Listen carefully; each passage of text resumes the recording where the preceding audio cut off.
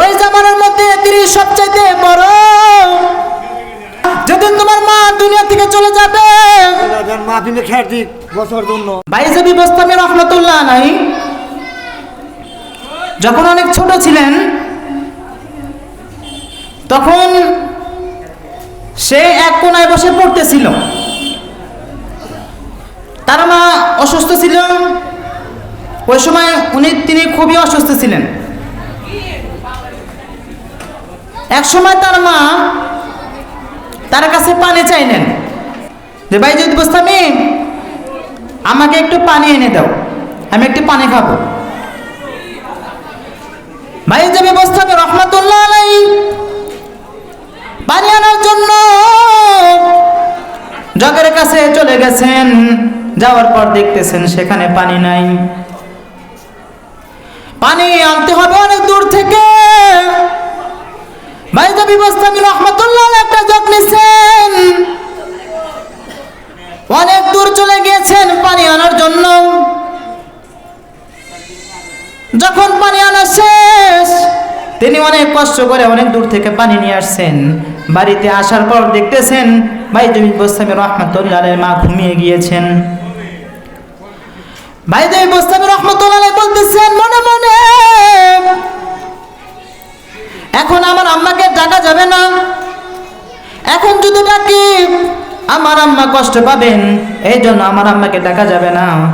আমি গেলার সাথে এরকম ভাবে সারা রাত দাঁড়িয়ে থাকবো। যখন আমার আম্মু আবার পানি চাইবেন, তখন সঙ্গে সঙ্গে পানি দিয়ে দেব। রাত যখন শেষ হয়ে গেছে, বাইজিদ বোস্তামি রহমাতুল্লাহ আলাইহি ওই রকম ভাবে গেলার সাথে নিয়ে বসে আছেন। বসে থাকতে থাকতে এক সময় তার মায়ের ঘুম ভেঙে গেল। দেখতেছে চোখের সামনে তার ছেলে গেলার সাথে পানি নিয়ে দাঁড়িয়ে আছেন। বাইজিদ বোস্তামি রহমাতুল্লাহ আলাইহি মা বলতেছে,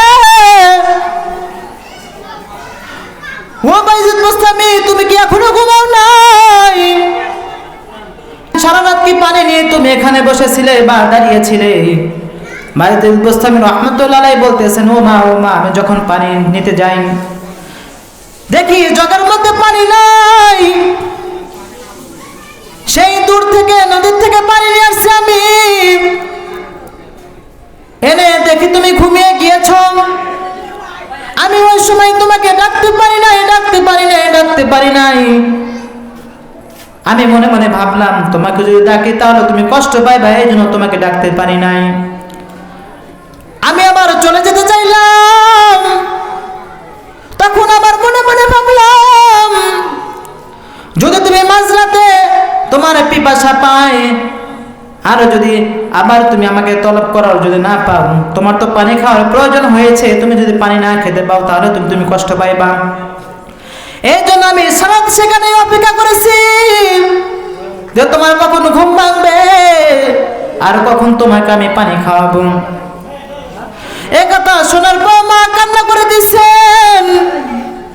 বাইজিদ বোস্তামি রহমাতুল্লাহ আলাইহি মা কান্না করতেছেন আর রব্বুল আলামিনের কাছে হাত তুলে দোয়া করতেছেন, ও রব্বুল আলামিন, আমার সন্তান আমার জন্য সারা রাত পানি নিয়ে দাঁড়িয়ে আছে।